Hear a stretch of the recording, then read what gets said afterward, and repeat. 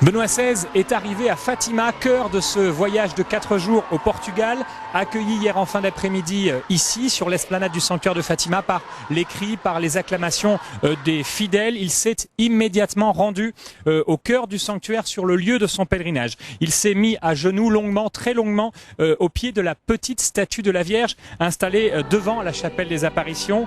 Au cœur de l'esplanade du sanctuaire de Fatima, il a présenté à la Vierge les joies et les espoirs des hommes, mais aussi leurs problèmes, leurs souffrances, devant quelques 200 000 fidèles. Cette fois-ci, dans un silence absolu, il est donc resté à genoux, comme avant lui l'avait fait Paul VI ici et Jean-Paul II. Devant celle d'ailleurs que Jean-Paul II avait remerciée pour la main invisible qui l'avait sauvé de la mort un 13 mai 81 lors de l'attentat place Saint-Pierre, eh bien Benoît XVI a évoqué justement la figure de Jean-Paul II et en particulier remercié la Vierge et salué la présence dans sa couronne de la balle, du projectile que Jean-Paul II a voulu y mettre, projectile qui représente les préoccupations, les souffrances des hommes. Benoît XVI a remercié la Vierge et a salué la Vierge, couronnée aussi de l'or et de l'argent, des joies et des espérances, vous l'avez compris, des hommes. Le pape est donc venu ici à Fatima déposer le lourd fardeau de l'humanité. Il est venu aussi, à un mois de la clôture de l'année sacerdotale,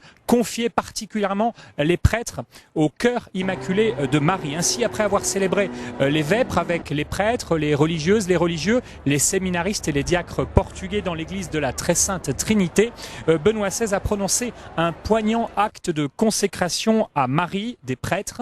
Il a fait allusion en particulier à leur sublime vocation, à leur fidélité aux séductions du monde, aussi aux obscurités du ministère sacerdotal et puis à leur solitude. Benoît XVI qui aussi a remercié les prêtres et les nombreux prêtres pour leur fidélité. La journée s'est achevée avec la procession au flambeau et la récitation du chapelet. C'est à tous les Portugais, alors que le pape a lancé un appel, n'ayez pas peur de parler de Dieu et de manifester sans honte les signes de la foi. C'est ainsi que s'est achevée cette journée à Fatima, au centre du Portugal, dans la ferveur populaire, ici sur l'esplanade où Benoît XVI s'apprête maintenant à dire la messe en ce 13 mai, jour de la fête de Notre-Dame de Fatima.